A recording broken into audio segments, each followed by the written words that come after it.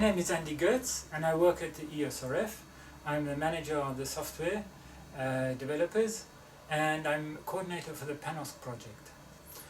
PaNOSC stands for Photon and Neutron Open Science Cloud.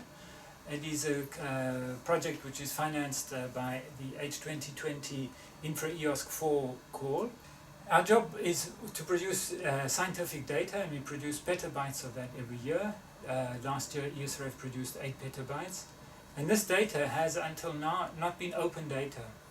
So we have started in the past, in the last 10 years, implementing and defining and implementing open data policies. And these policies are now coming to fruition. And it comes at just, EOSC for us comes at just the right time, where we can make this data available to a much larger community. But implementing these data policies is a huge job, and we have a lot of challenges doing this. The challenges are technical. We have to develop or find the right software and infrastructure. They are scientific. We have to define the right metadata, the right scientific processes have to be recorded. They are financial. We have to find the resources for developers and for infrastructure. And they're cultural. We have to change the scientists' way of working as well and help them change as well.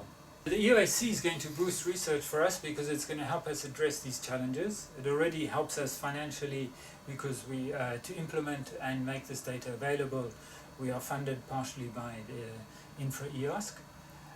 It will help us to change the culture and also to motivate scientists and to make the data available to a much larger community.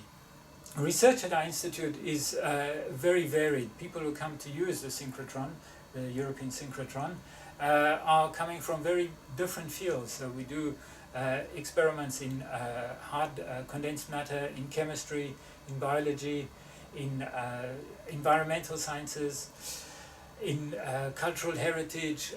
All of these are very varied and diverse, and the EOSC will help people to link the data from these different research fields and to gain new insights with that.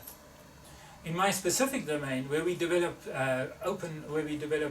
scientific algorithms for dealing with scientific problems or data, one of our main difficulties is having access to data. You need data to define or to test new algorithms, to develop new algorithms. And the EOSC will help us tremendously in that because it will make this much more data available. There will be much more open data that we can use to develop or explore new ways of dealing with data.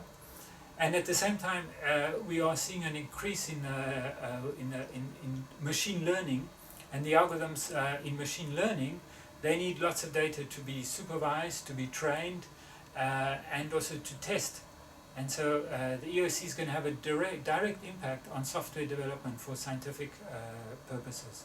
PaNOSC is developing software together with the Jupyter notebook community. We are improving and enhancing the scientific data visualization in Jupyter. This will be made available to the EOSC and to the world at large. It's all open source. We're also developing data catalogs, open APIs to search across these catalogs, and an electronic logbook.